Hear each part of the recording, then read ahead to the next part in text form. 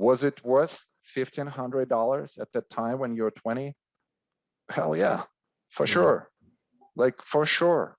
You have to go through those pivotal moments in your trading career where you are so down. Welcome back to the SimCast. We've got a really special guest today that I'm excited about. My absolute favorite teacher in the markets, Roman Bogomazov. Pleasure to have you, Roman. How are you? Well, it's good to be here, John. And, I've been looking through the TradingSim.com products just recently. I must say, wow, what a great simulation software. I'm just sold on that alone. And, John has been a student, and reached out about a possible interview. And I'm always happy to help, in any way and talk about trading, how to get there. So I'm looking forward to this series. That's awesome. It's an honor to have you. Kind of interesting being the student beforehand and now being able to interview the teacher.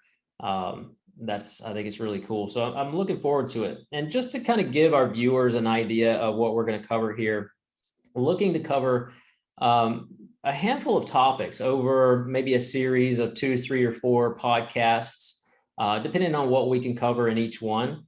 But I really just want to introduce you to our subscribership, our viewers, not only as a person, but as a trader, an educator, and then talk a little bit about Wyckoff himself and how integral that's been in your process as a trader, and as well as at WyckoffAnalytics.com, which you are the founder and head teacher of there. So I think it'll be a great little series that we can put together, hopefully. And just looking forward to the content that we can come up with, because I know that you've got a lot of knowledge, a lot of wisdom in there, and hopefully we can pull some of that out and share it with the community. Sounds great. Let's do it. Awesome. Well, why don't we get started? Tell us a little bit about you and how you got started in trading. I know you've been trading, what, how many years now? 25 or? About 25. Yeah. 25. Okay. And now maybe you ought to start off talking about your accent. So where did that come from?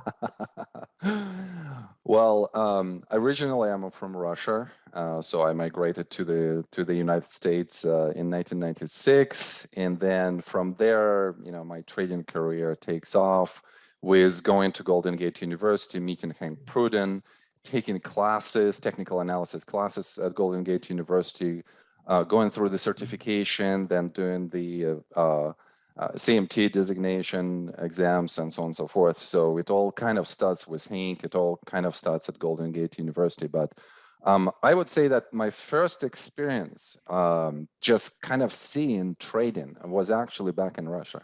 I remember I went for the seminar at the bank where they were showing, I think it was a Bloomberg platform at that time or something similar to that. And they were trading some Forex pairs.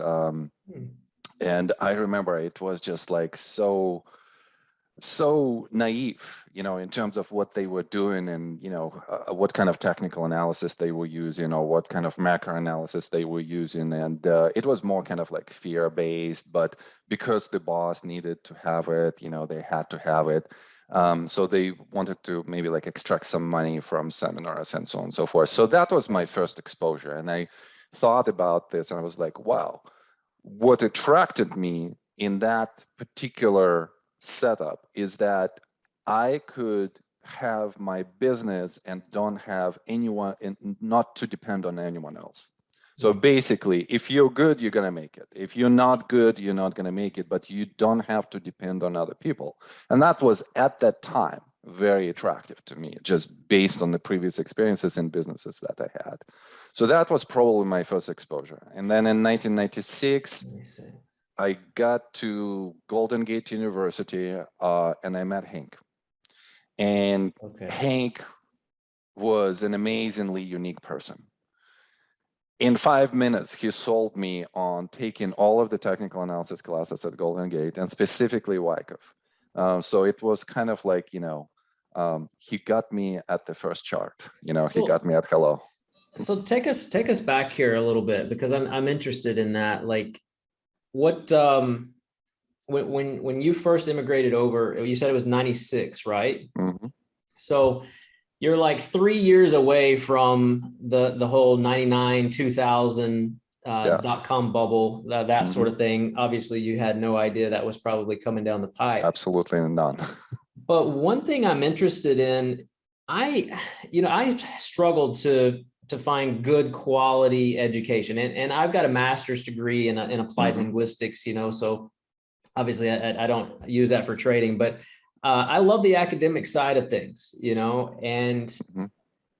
I've never actually heard of courses being taught in a university for stock trading. I mean, I've heard of like finance and things like that. Is that something that you just kind of lucked out, or is this something that goes on in universities all across the country that I just don't know about?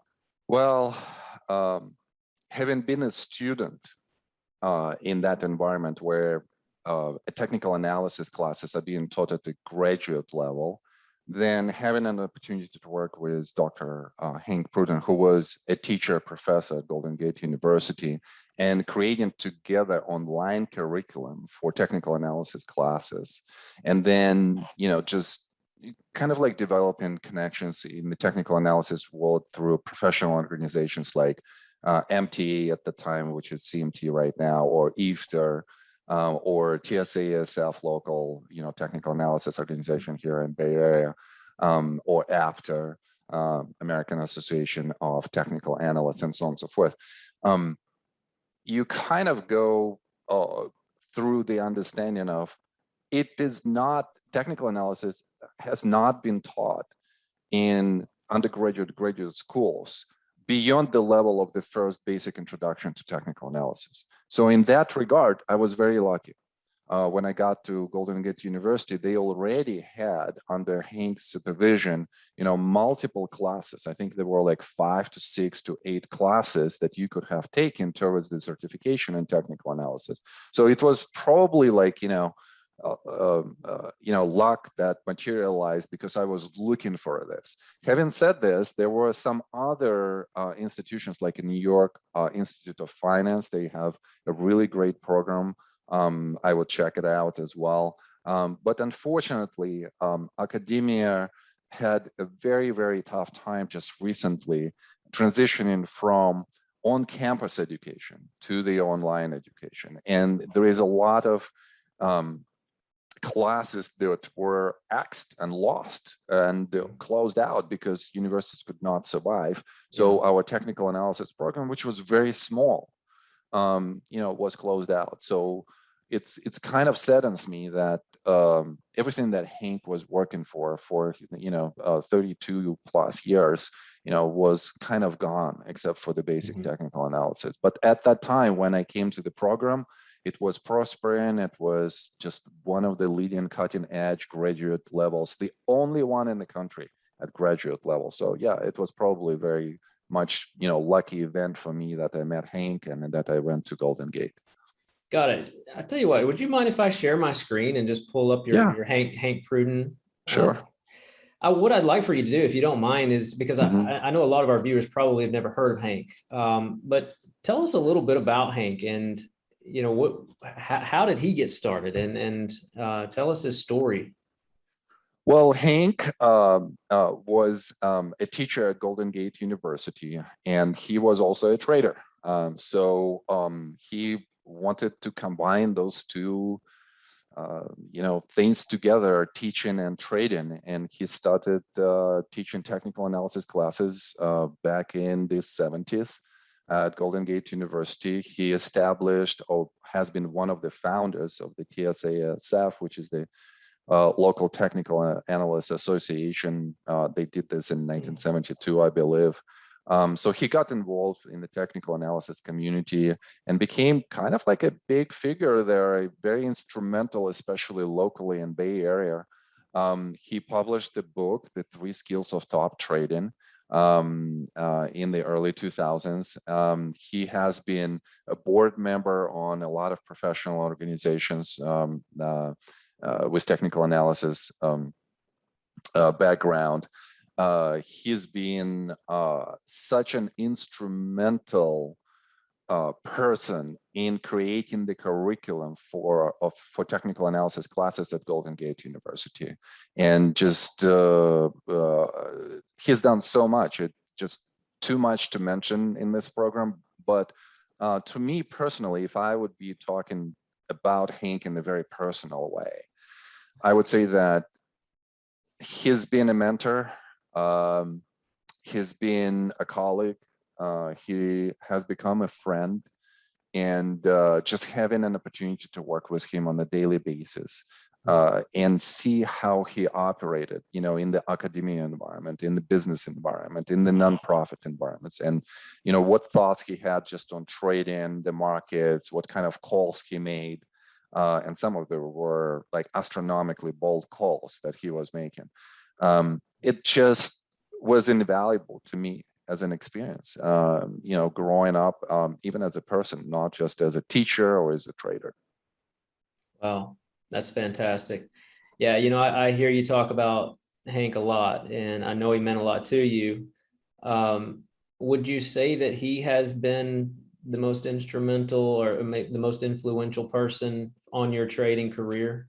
I would say by far, he was the most instrumental person just in my life, in my professional life in general.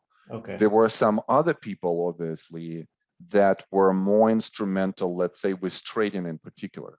I've had quite a few other mentors and coaches and colleagues with whom, I would share the knowledge and I would develop certain skills and so on and so forth. And even now I do that very frequently. Because you can't really grow your skills in the vacuum. You have to be in some kind of ecosystem that allows you to have the support at the times when you fail. So it's a very emotional moment for us traders when we fail. We kind of go into the emotionality of that failure, and it's important to have that support and ecosystem that supports you getting up and continuing what you do. Fair enough. Yeah. So what exactly was it that resonated with you, either about Hank's style or some of your other mentors as you were progressing through your education in '96 and beyond? Was it the Wyckoff methodology that just really resonated with you, or were there other strategies that you tried back then, other techniques, things of that nature that you could discuss? Yeah, I think that Hank sold me on so many points. I mean, like if I would say like, 3 big points when I met Hank in '96 before signing up for the classes was, I come from the background where education is very important. So just being in that environment of the university, graduate level, and this is the level that I was at that time, that was really important to me, and working towards something. Like I had a goal, certification in technical market analysis. Just the knowledge was not enough. I just wanted to have that. Then Hank himself was so unique. I mean, like the way how he presented the material, the knowledge, because there are, sometimes I would say like there are great teachers, and then there are teachers from God. Well, he was a teacher from God. He knew how to give the material to students in such a way where there's going to be a motivation, absorption, and skill building, all kind of like in one package. Yeah. And then thirdly, and this is probably was more of the priority at the time, when he showed me the charts and schematics, Wyckoff schematics, and he explained to me like in 5 minutes, like, okay, this is what we're looking at, and this is how you would analyze the chart, and this is how you would make the trade out of that. And then suddenly there was kind of like this aha moment, like this is it, this is what I want to study in depth, and I'm going to be really, really good at that. And that was probably the most, the most important point for me at that time. Well, yeah, that's fantastic, man. When did you start trading then? Were you in a learning process there, or were you trading while you were doing that? And I would be kind of curious to know if you were trading through the 99, 2000 era, and what happened to your account back then. Oh, for sure, for sure. So I started trading in 1996 when I came to the United States. I still remember I had that, box from eSignal where you have to switch the data switch. That's what I was using. And I remember the first couple of trades, I had a whiteboard and I was looking at quotes. I was not even looking at charts. I was looking at quotes. Wow. And I was trying to see and capture the momentum of the quotes. So when the quotes would be flashing more and the price would change much rapidly, I would capture that momentum and kind of trade. And I remember the first night I was trading, I started trading with Forex because that was very appealing at the time. I lost my $1,500 account at the time.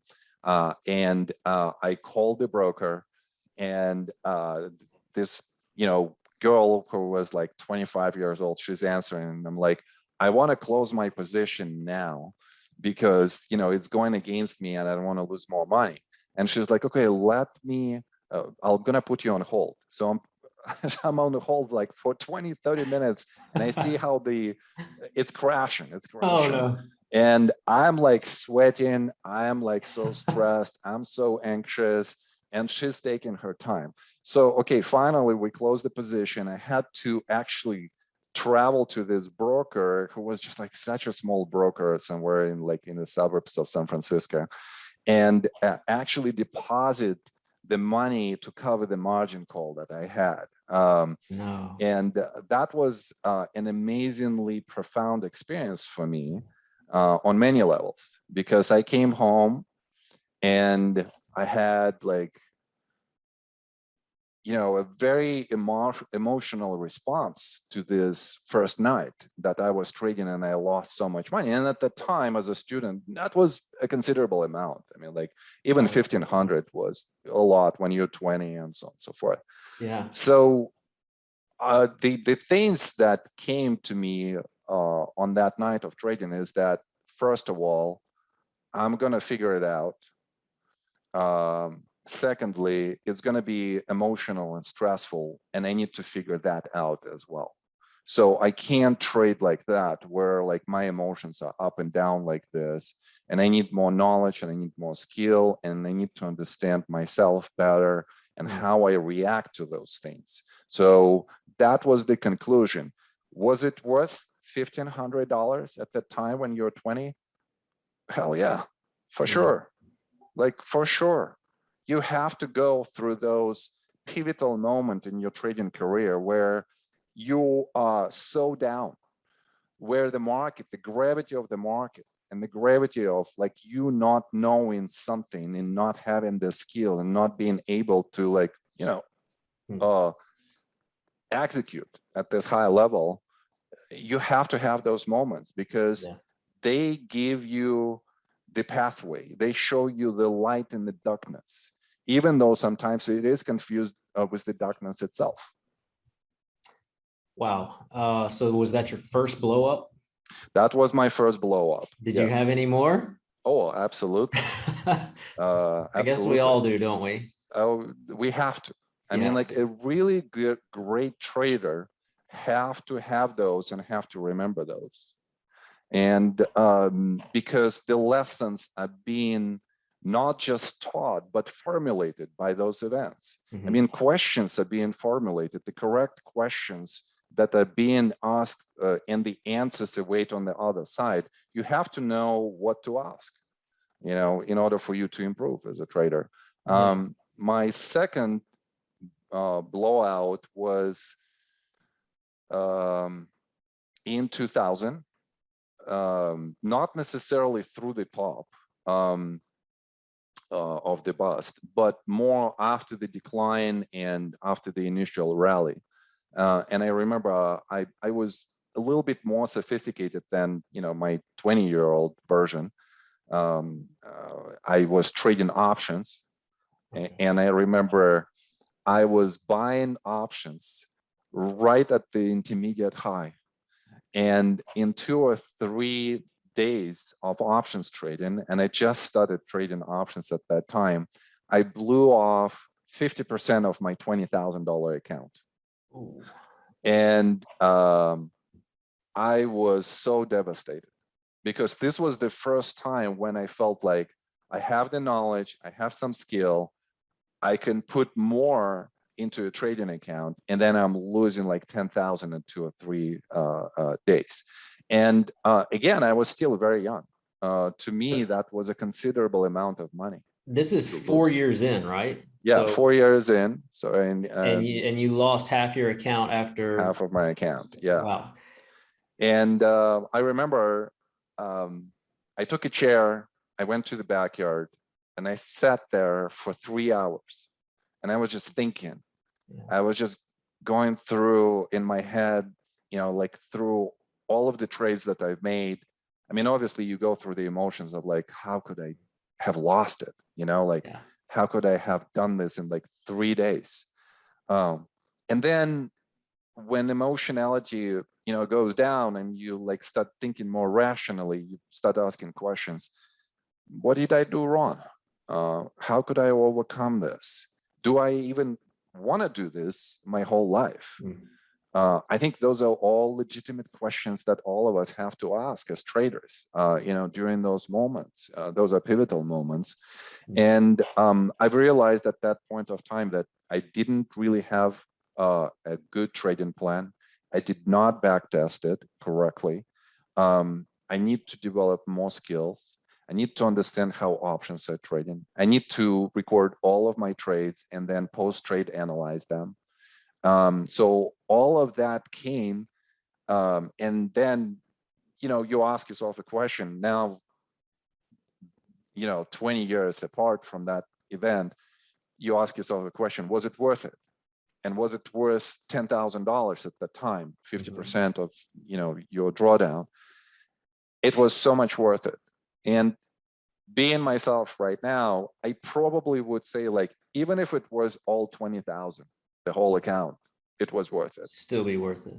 Still would be worth it because it kind of put me on the correct self-study path at that point. Because I already knew I wanted to do this for sure. That was kind of like that pivotal moment. So it sounds to me like there are maybe like multiple pivotal moments in a lot of traders' lives. Like, and you talk about that doubt that comes in. What would you say to somebody who's kind of in that moment of year 3, year 4? Maybe they made a little bit of money in 2020 in the pandemic. Things were just going straight up, but now they've given half of that back. That similar situation.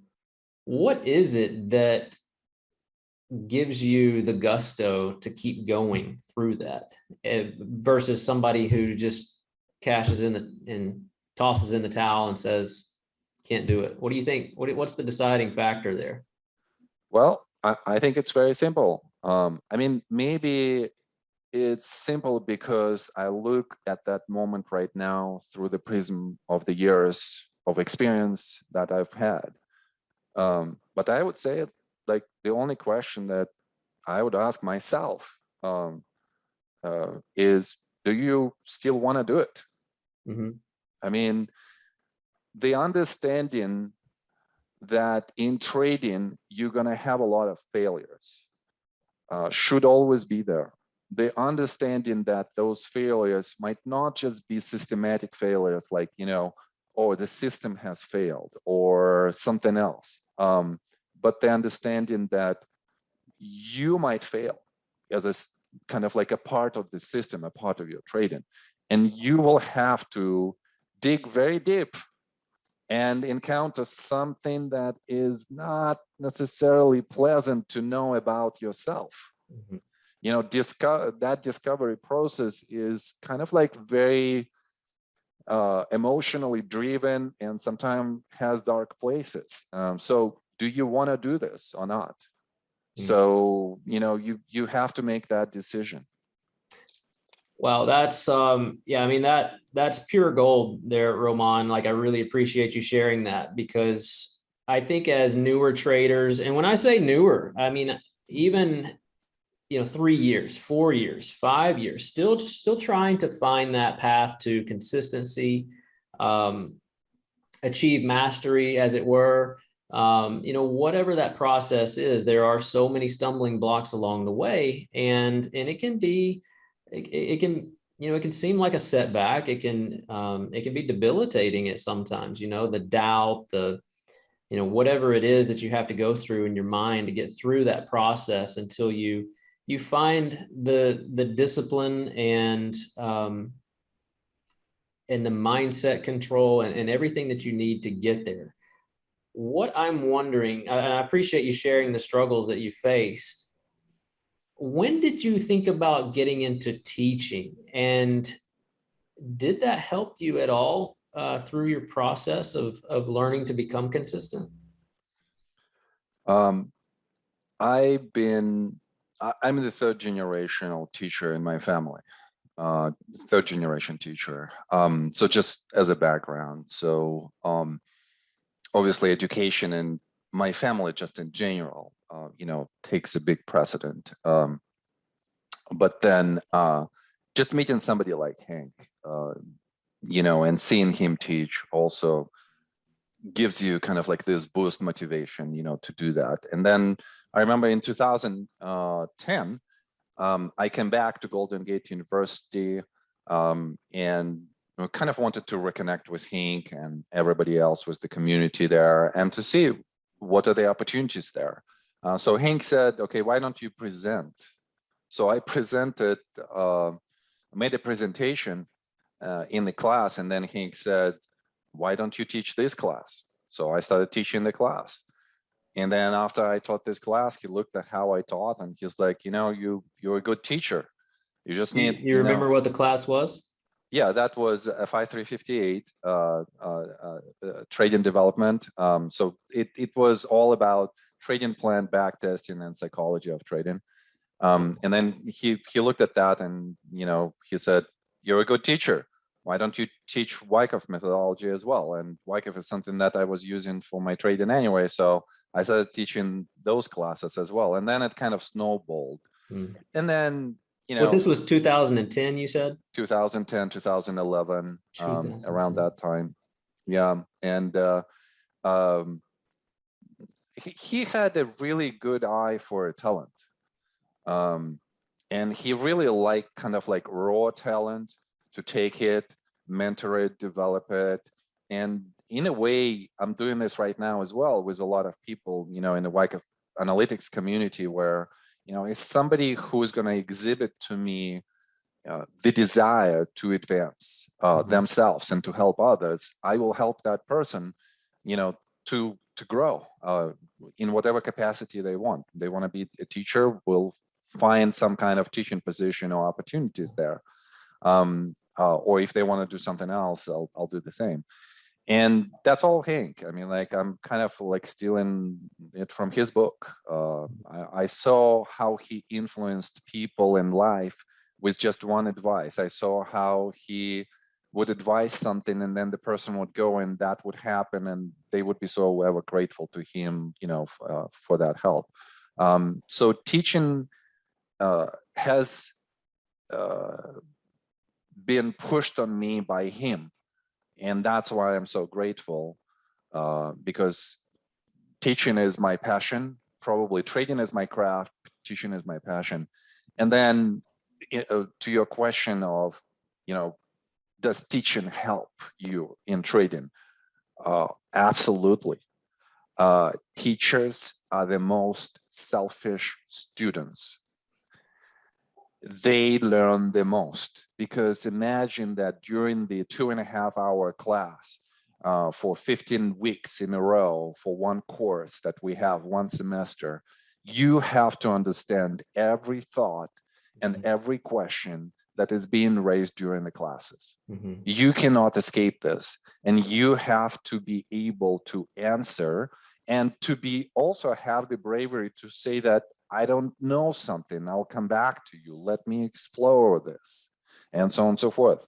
The bravery to acknowledge that somebody might have more advanced knowledge than you, and so on and so forth. Teachers are very selfish, and I think good teachers are very, very selfish, because they need to know not only the material, but also how to teach that material as well.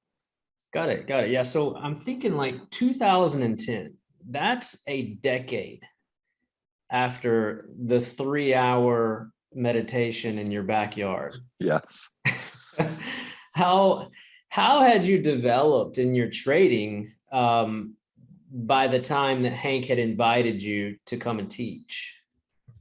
Well, I would say that I probably in 10 years was transitioning from being the beginner, a total beginner, to more intermediate level, where the revelations about the trading plan and the rule-based systems, the back testing, the post analysis, kind of came to me, and all of those things were being implemented. Now, those are very tedious processes, that you have to go through. I mean, even creation of the trading plan, you have to have a knowledge, you have to have, a certain set of beliefs about the market and what you can do in the marketplace. You have to extract and create the rule-based systems based on that knowledge. Then you have to tediously backtest that multiple times. And then you have to figure out the routine, the process on the daily, weekly basis as to how you're going to go about your trading. And then you have to do this multiple times, multiple cycles, where you do something, you trade in a specific way, and then in your post analysis, you recognize that there are certain mistakes that you're still making, whether those are knowledge-based mistakes or skill-based mistakes, or maybe your process mistakes that you need to correct, you need to adjust. So we always go through those cycles, at the beginning of the career, where you have to adjust. And a lot of people quit at those points because they withdraw. And, I had my withdrawals too. I would say, like, I feel I don't have enough knowledge. Let me go and study more. So I studied so much, I overstudied. I mean, like, I overstudied for this profession. And it's not a bad thing, but it definitely not efficient if you want to be a profitable trader right away. Let's build on that. I'm interested in that concept of overstudying, because I tend to have that same kind of problem myself. I just want to keep learning, keep studying. Is there a point where you can go too far with that, or do you have to kind of condense it down to what works for you and then adapt it here and there, but make it repeatable? Like, what's the point of too much? Well, John, let me ask you this question. And this would be kind of like an anecdotal question for our audience here. Can you make money just using a simple moving average? Just using a simple moving average? Just using a simple moving average. I'm assuming we have candles and volume as well. Well, I mean, like, okay, I'll give you the price, volume in whatever shape, form, and I'm going to tell you right away that it's not important. Just think about the function of moving average. Could you make money with the moving average? I think you probably could. Of course you can. Yeah. Yeah. What is the moving average? I'm not sure what the right answer is, but I'm pretty sure you can. Yeah. Yeah. Sorry for putting you. You put me on the spot, like Roman. Okay. Yes. So you can make money with the moving average. How? Well, because the function of the moving average is showing you what the environment is. If the moving average is sloping up, what is the price doing? It's trending up. If the moving average is sloping down, the trend is down.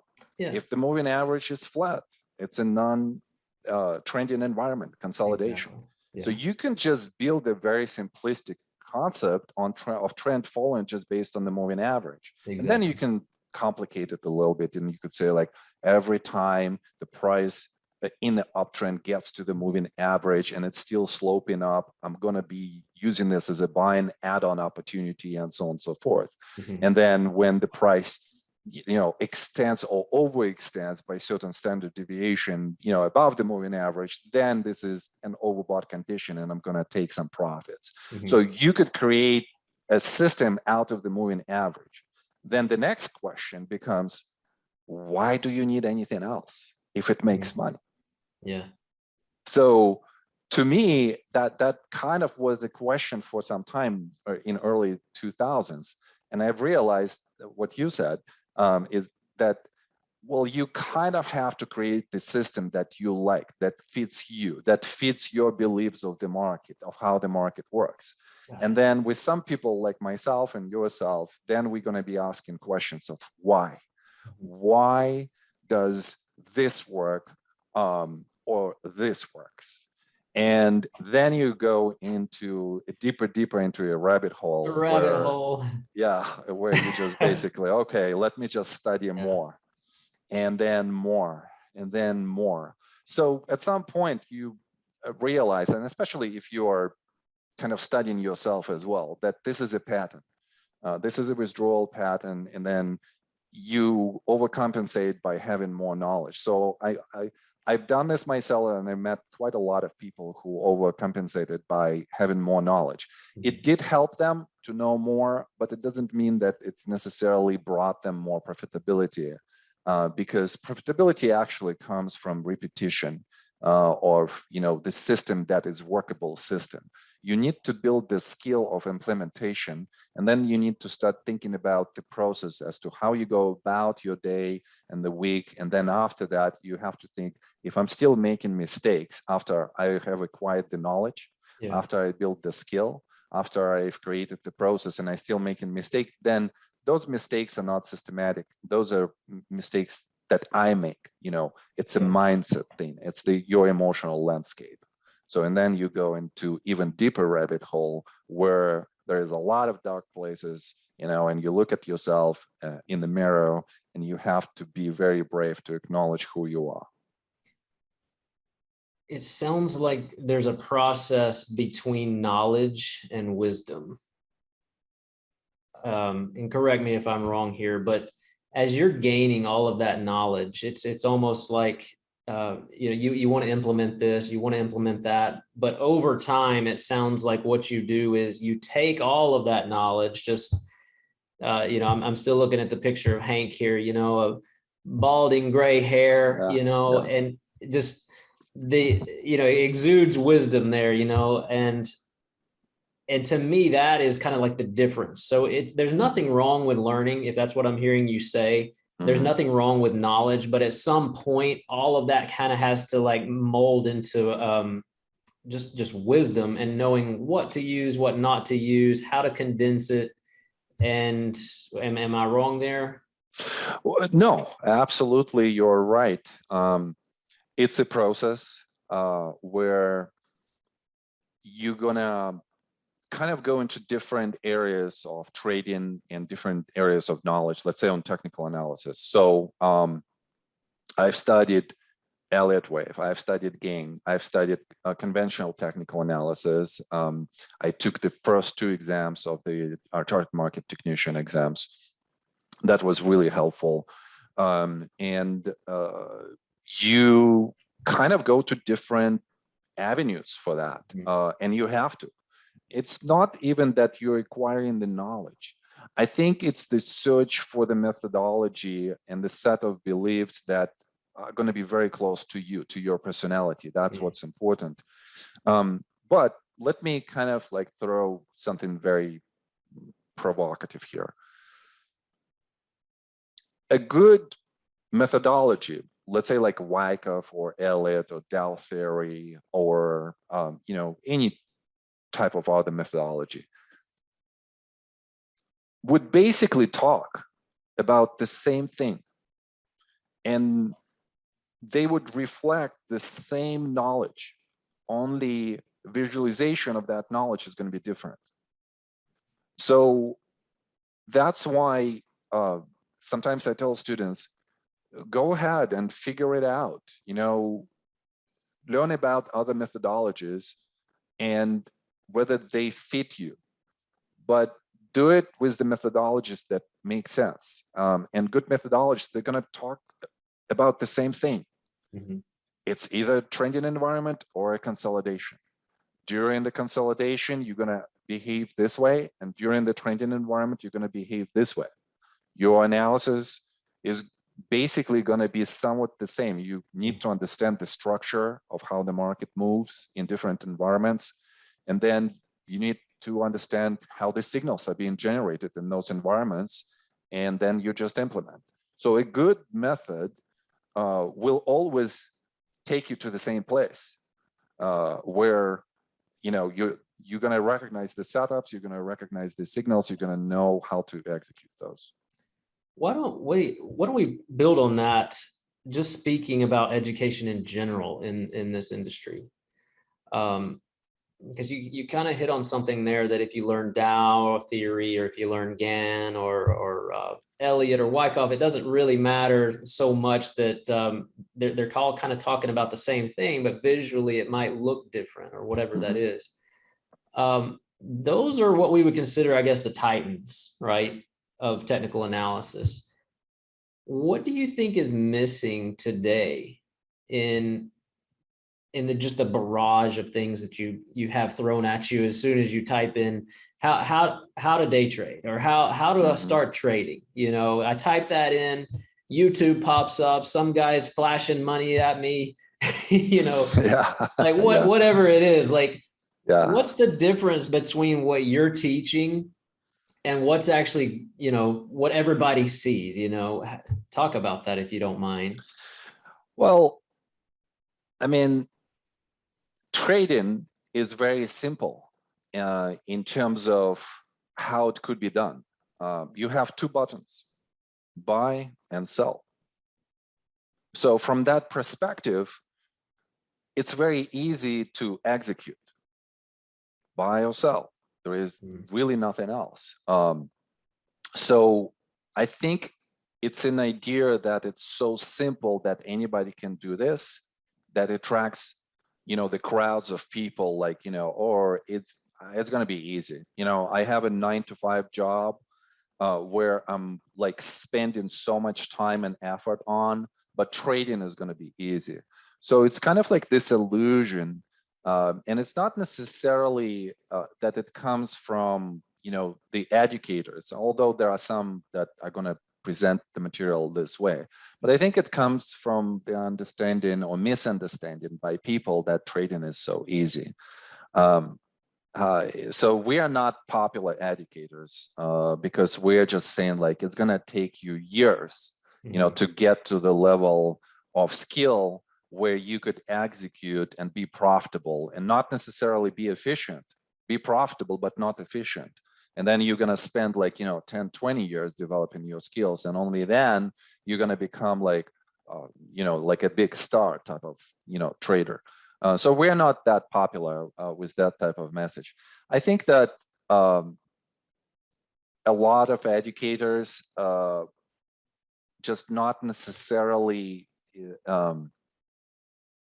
fit to educate, just, in general, in terms of the teaching.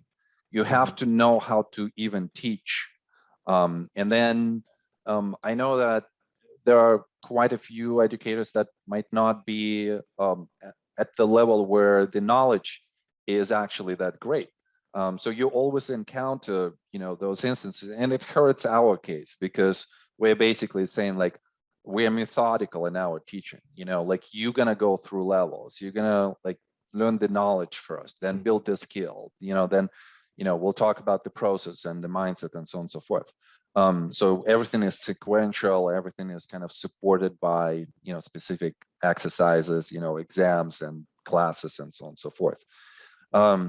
So somebody is new, like a beginner, just have to realize that that's how this marketplace is. And you have to do your research, you have to be diligent, and you have to figure out, who actually is, a good teacher. And even a marginal progress with the teacher who gives you even a marginal progress, I think it's still worth it. especially if you're a beginner. But definitely, like from a teaching perspective, this shifts. If you're a beginner, I would be advising you one thing. If you're an intermediate trader, I would be advising you a completely different thing. And then for advanced traders, that's like a different conversation. So you also have to recognize where you are.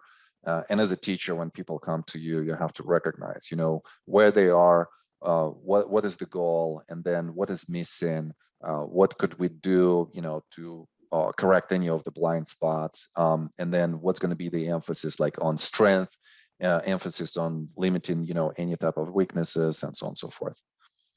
That's interesting. It makes me think of two things. I've got two follow-up questions there. One, you said that, even if you've got an educator who perhaps they just have like a kind of a niche setup that they teach, or, just one thing that they like to trade, and you learn something, you can learn something from them. So it's not that it's completely worthless, it's, there's always something to learn, and you can pick up something from anybody. Is that the case, or is there like a cost to traders trying to get involved in this? Yeah, there's definitely cost. There is always the cost. But I'm just saying that, to me as a teacher, like if there is even marginal progress in comparison to you doing nothing, I would go for that. Yeah, having said this, I mean, obviously, if I would be looking right now, if I would be like, okay, I'm a student right now, I don't know anything about trading, but I know how I want to go about my education, I would be looking for teachers that have deep knowledge of the material, well-developed, skilled, and be very passionate about the craft. And also, a personal preference would be, the delivery style. So I like specific delivery styles where, Hank showed me a lot of showmanship in teaching, and this is very rare. He was able to connect to people during the classes on a very emotional, kind of like personal level. So, and I do the same thing. So styles of teaching also kind of like preferred, but sometimes you don't have the choice on the style, just because you need to go to the person who actually has a very solid knowledge on the theme, and then develop the skill, because knowledge without the skill is kind of nothing. Right. In order for you to teach effectively and to be an effective teacher, you have to have the skill, and you have to experience what you're teaching consistently, because more thoughts will come to you from your trading that you can transition into knowledge. Yeah, I think that's a really great point. And as an English teacher, I think one of the hardest things to do, I'm a native speaker, obviously, and any native speaker of any language is pretty much an expert in that language. But then how to teach that to somebody else, though, is really the hard thing to do. It's like, well, you just speak it, unless you actually learn how to teach somebody how to speak English, or how to learn the grammar, whatever that is. Like it can be very difficult, even though you're an expert just by being born in an English speaking country. I think it's similar, with trading. Maybe you've become an expert at it. You're consistent. You're a $1 million trader, whatever it is. But when you're going to sell a service, can you take all of what's up here and somehow divulge that in a constructive way in a classroom setting, right? And I think that's what you do so well. What I'd be interested in just asking you, would you say that the difference between most of what education is out there and what you provide, to me, it seems like there's a lot of niche setups and strategies and this sort of thing, but you seem to provide a framework, like a bigger picture. We're going to teach you like how this whole thing works. And then if you want to stick to one strategy, you'll see it. You'll see it within what we're teaching you, but you're going to have like this broader aha, like, wow, this is how the market works. Is that Mhm. is that an accurate assessment there? Well, yeah, I mean, for sure. I think it comes from just my personality and then the team members' personalities, that approach trading as a kind of like a very big ecosystem that you need to create. And it has to be a systematic approach. Even though you might use discretionary tools, you take the discretionary tool and then you go to the level of where you dissect it into smaller parts that become very systematic, and then you kind of see the whole system there. So it's preferable to have the mindset that requires that type of systematization in trading. That's probably one of the possible failures and pitfalls that people could have that come to trading, and their mind is not that systematic. So it's going to be more challenging. So it's a responsibility of a teacher to recognize those type of situations, to recognize those type of students, and then go and tell them that you have to have some kind of minimalistic system that you build where you have rules to go about. Like, your day is always going to have some kind of routine. You got up, you brush your teeth, you take a shower, you have breakfast, you go to, and drive to work. That's a system. That's the routines that you build. That's a system. So you have to build the same thing in trading. So sometimes it's challenging, to work with those type of students, but I mean, nothing you can do about this. If a person wants to succeed in trading, they have to overcome whatever self-limitations they have, and you just have to work with that. Where are you now? Because I know you've started Wyckoff Analytics. Are you doing anything else? Have you got a side gig? Are you how's your trading going? Well, let me just kind of like combine this with the question of maybe what have you done in the last 20, 25 years. So obviously, I've been a adjunct professor at Golden Gate University for quite a few years. Developed together with Pruden, the online curriculum for technical analysis. I've been fortunate enough to be in the positions of being the board member and the president of different technical analysis organizations like IFTR, TSASF. So that was a really great experience. Had a lot of more commercial opportunities in education where, any type of projects like with stock charts or with other educational companies, that we would develop as a team at Golden Gate University. Had an opportunity to establish my own business, my own educational company, where I invited a lot of the Wyckoffans, and now together as the team, I think we have a very, very compelling product line that contains all of the knowledge pieces, skill building pieces, process pieces, and so on and so forth. And then obviously I've been trading all of this, 25 years, first, as a trader, as an individual trader. And then lately, and after multiple attempts, to do any type of, money management. Right now I'm co-managing the hedge fund. So that's been very exciting. All right. And just kind of still keep going at trading my personal accounts. And then there are quite a few projects that I'm involved just on the sides that are kind of like hobby projects. Either they are in education or trading. And that's where I am right now.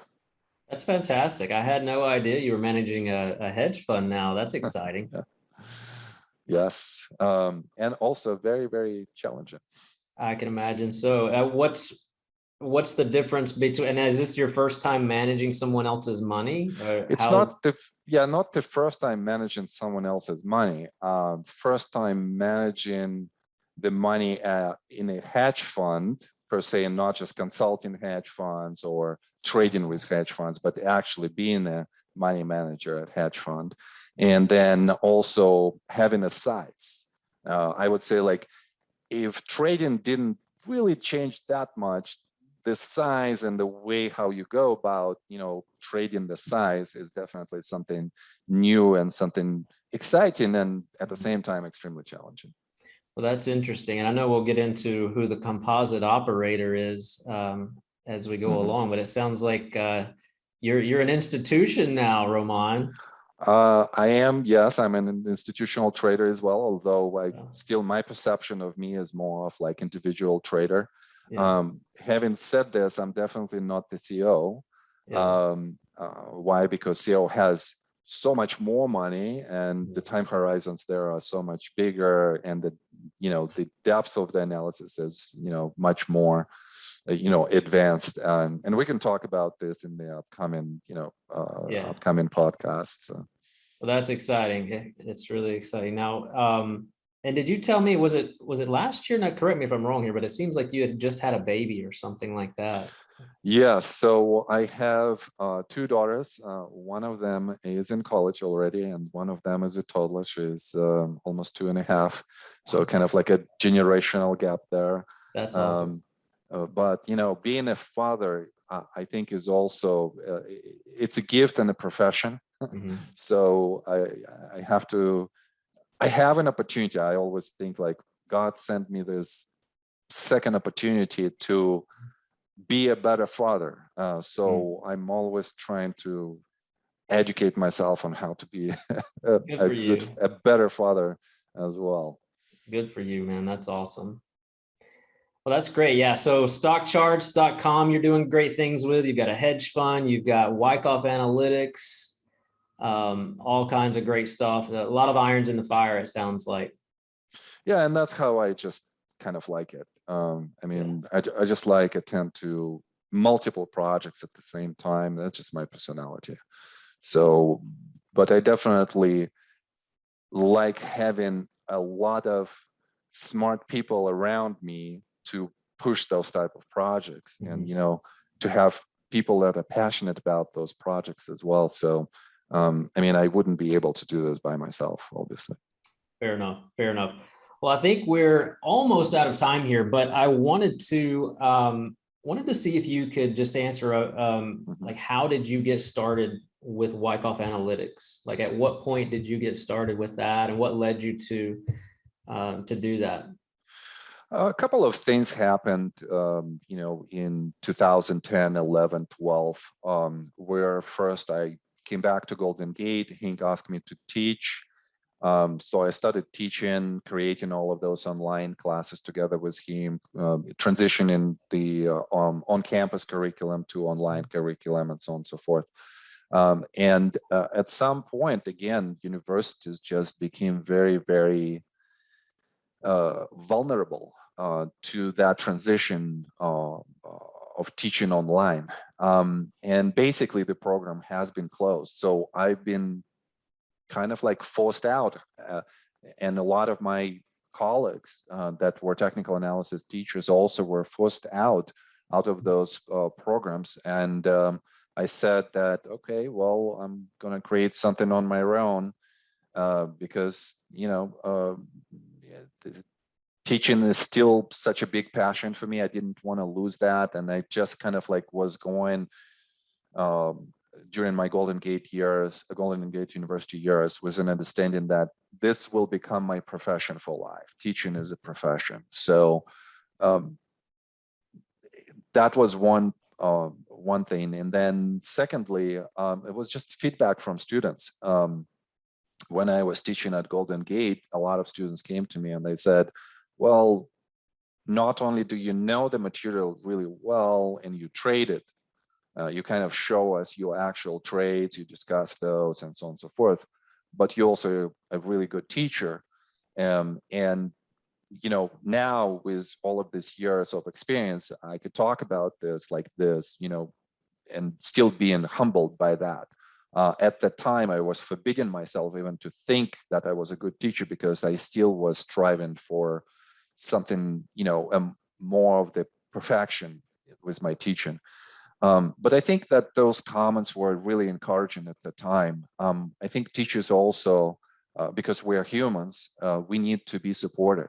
And we need to be supported not only by our immediate ecosystem, which is the family or our colleagues, but by students as well.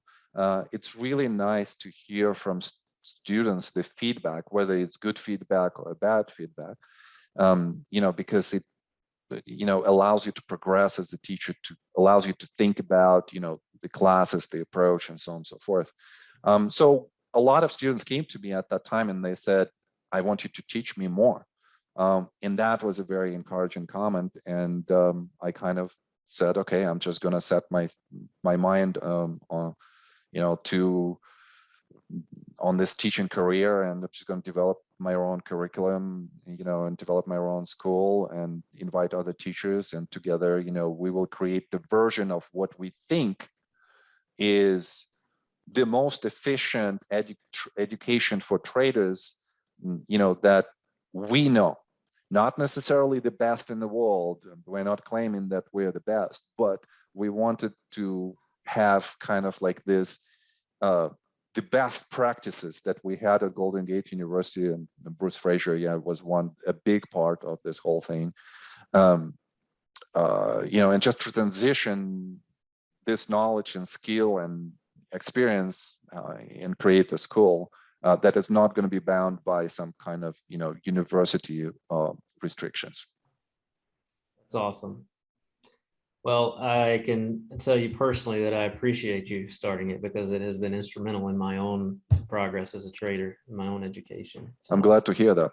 Yeah. Yes. Well, awesome. So listen, I think I'm hoping that our viewers will be looking forward to our next episode, because what I'd really like to do, we've talked about Wyckoff on the surface here. Yes. But I wanted to make sure that everybody had just a great introduction to the man, Roman, and what you're doing, and as a trader, as an educator. But hopefully in the coming weeks, we'll have another chance to sit down and really kind of dig in and introduce everybody to who Wyckoff is, and the methodology and the style of teaching that you do at Wikoff Analytics. So also, before we sign off, how can our viewers find you? Would you prefer Twitter, WyckoffAnalytics.com? WyckoffAnalytics.com. On Twitter, we are under the at Wyckoff Analysis handle. So check this out. We post, market analysis almost, on the daily basis. Just Google us. It's very easy to find us anywhere on the internet. All right, fantastic.